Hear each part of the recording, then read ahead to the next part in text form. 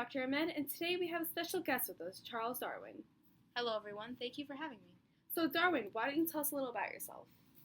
Well, I am the person most responsible for the current definition of biological evolution, and it is found in my book, The Origin of Species. Wow, that's amazing. But, Darwin, what exactly is evolution? Evolution is the change in genetic composition of a population during successive generations. This is due to natural selection. Oh, natural selection. That's survival of the fittest. Exactly. So, why don't you tell me about your voyage to the Galapagos Islands? During my stay in the island, I created 3 inferences towards the evolution of species. Could you please explain those 3 inferences? Well, to explain it to you, you need to know what population means. A population is a group of individuals of the same species living in the same geographic area that are capable of interbreeding. The individuals of a population are in constant competition with one another for limited resources. Darwin will now teach us a mini lesson. Okay, so back to my inferences. So my first one, the variations in individuals of a population help the individual to survive or can lead to its death in the competition for survival. So, there is a malaria attack on Earth.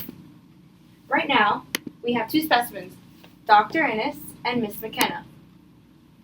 So, during the attack of malaria, Dr. Ennis gains a mutation. He is immune to malaria. We'll just use an abbreviation for right now. Miss McKenna does not develop a mutation, so no immunity.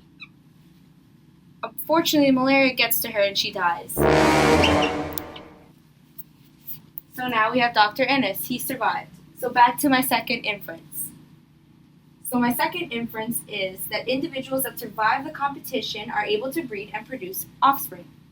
So Dr. Ennis gets a family tree. He has his 2 kids. His kids have kids. His kids, their kids have kids. And a long-distance relative, one is Rami. Are those all famous physicists? Yep, they all are. And a far, far distant relative.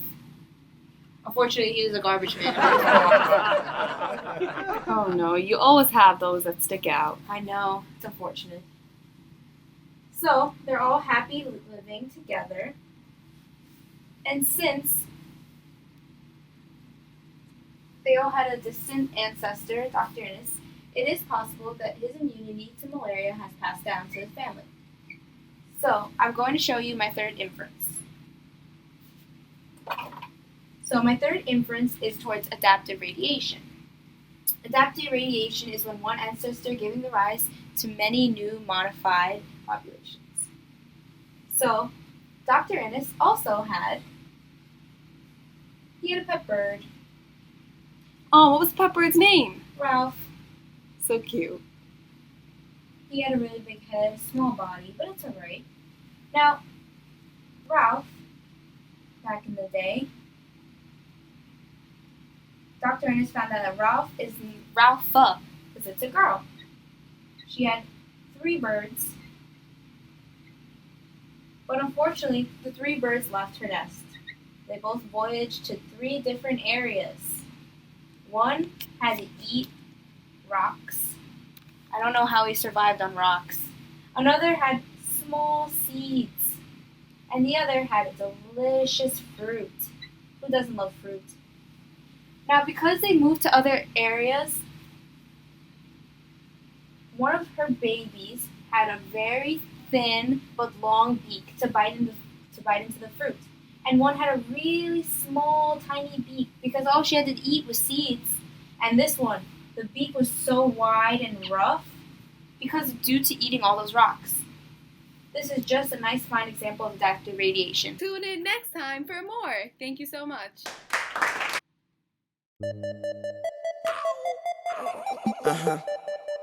No homo. I say he's. Hi guys, my name's Iqra. Hi guys, my name's Leslie, and today we are going to give you some insight about the evidence of evolution. Homology is a similarity in structure. It is when certain characteristics in related species have an underlying similarity, even though they may have different functions. So an example of this is a human arm and a lizard's arm, and so forth. On that note, vestigial structures are bones or organs of an organism, which have lost function and shrunk through time, such as the appendix. The appendix was used during the Neanderthal period. It was used to break down the uncooked meat for nutrients. But now, with new technology and the amino acids in our stomach, it's easily broken down. Now there is no use for the appendix. Comparative embryology is the study of structures that appear during the development of different organisms. As you can see, the picture shows you various types of embryos and how they are physically related. All of these clues led to further research, and we came upon Darwin's new discoveries. By comparing changes in fossils in different layers of rock corresponding to different periods of Earth's history, we can see changes that have taken place. This is known as a fossil record. The fossil record has made it apparent that the key to Darwin's tree of life is the ability to pass information from one generation to the next. This is the process of heredity. Today, the work of Darwin has been combined with the work of Mendel and new discoveries about nature of genes and heredity. And that's all for today. See you next time. This is Dr. Ahmed, and today I'll be showing you an example of directional selection. As you can see here, Leslie, the predator, is a little hungry. And then we have 3 prey, Nerali, Christy, and Crystal. Who will Leslie be eating today?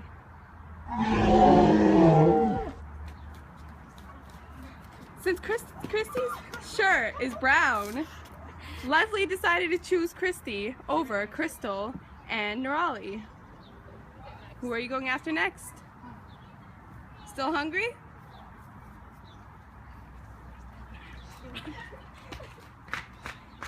And Crystal is gone as well. And the winner is Nerali. Since her shirt is green and the grass is green, she blends in well. And both the predator and prey are happy now. Smile, guys. We will now talk about natural selection. Directional selection is favoring one extreme of population for that trait.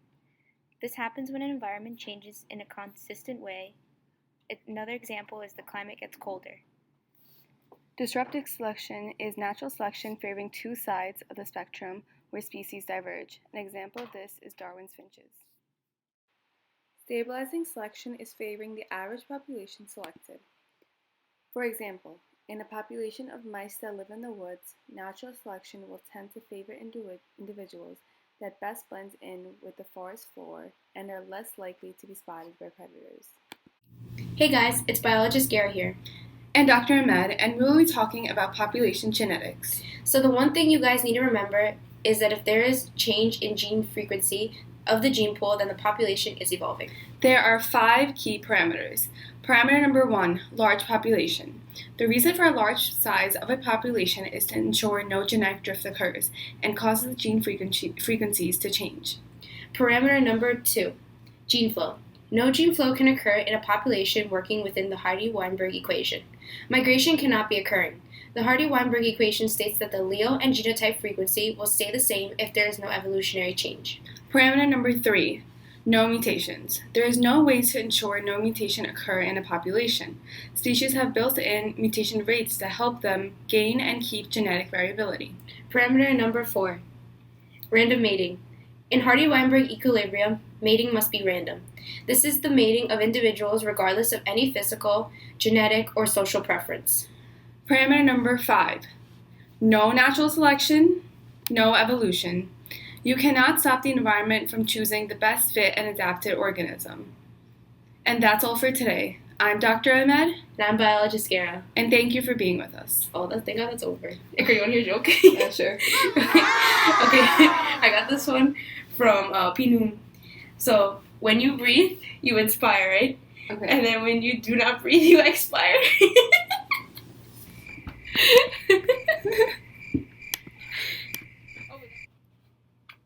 Leslie, what is macroevolution? Really, Iqra? Jeez. Macroevolution, it says right here on our textbook, macroevolution is when a gene pool becomes so diverse that members of its population become new species. Come on, we have a quiz on this. Really? Okay, so Iqra, tell me what's genetic drift? Genetic drift happens when the allelic frequencies in a population change. Due to chance, the smaller the population is, the greater the genetic drift. Alright, good job. Wait, but what's the bottleneck effect? Oh, I forgot about that one. Hold on, let me Google it. Alright. I can't take this dress. Okay. I went into crystal slides. Mhm. Okay, so the bottleneck effect is a type of genetic drift that occurs when most of its population is killed off due to the chance of events such as fire, volcano, or earthquake. Oh. So it's like an actual bottle, and it's like really skinny, and then it gets So I get it. Okay, I get it. Wait, so the founder effect occurs when a small group of individuals become a new group, and they're known as a founder of the new population? Yeah, you got it. Okay. So what if a population lost all of its genetic variation? Well, this means that only have one form of every gene, no matter how many times their chromosomes cross over in meiosis. They will not gain the alleles back. So basically, like, at this point of a population, it is a danger of extinction. If organisms in a population are all alike, then they can only be chosen against every time the environment changes. Okay. So it is probable that there will be a time that they will be chosen against. All right, I think we can ace this test. I think we got it if we work together. All right, thanks. This is going to be an example of mechanical isolation. Right here we have a human being, Nurali Patel, and over here we have a dog, my dog, Maya, and because they can't have intercourse, go chase after your love. Chase after her. No, she doesn't want me. She wants the dog and not me. And now we will speak on reproductive isolation. Habitat isolation, also known as geographic isolation, is different species occupy different habitats in the same area and may never encounter each other. Temporal isolation. Different species breed at different times of the date or year, so they would never mate with each other. Behavioral isolation. Different species have different mating rituals, dances, and behavior. Mechanical isolation. Differences in structure of sex organs of different species make it possible for fertilization to take place.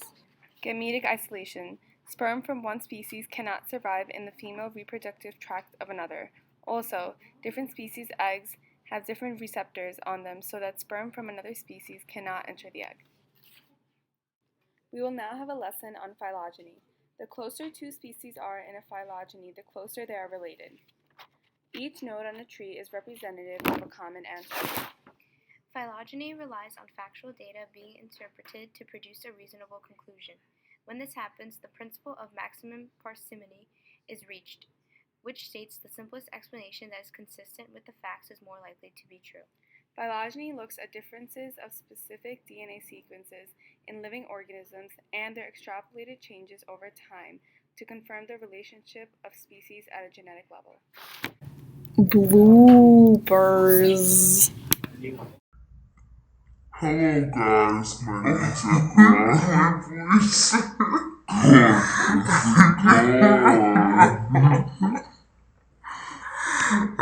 Wait, open the You can't even see your arms. Iqra, get on my laptop. Move it. Hey guys, it's biologist Gary here. And Dr. Ahmed, and we will be talking about... Why? I want to get this time. Sorry, I hate recording. No, I'm making a joke. Can we just use this? It's like a biology book. It says GED on it. Oh. Well, here, I'll just write a biology sticker. I shouldn't even be judging you. I'm using the flashcards, pronunciation flashcards. Are they a disease? Ready for you to see my biology textbook? The Sacred Songs of Sadu. Hold on. I need a second. Hey everyone, welcome to Ahmed Asks. I am Dr. Ahmed, and today we have a special guest with us, Dr. You're not a doctor.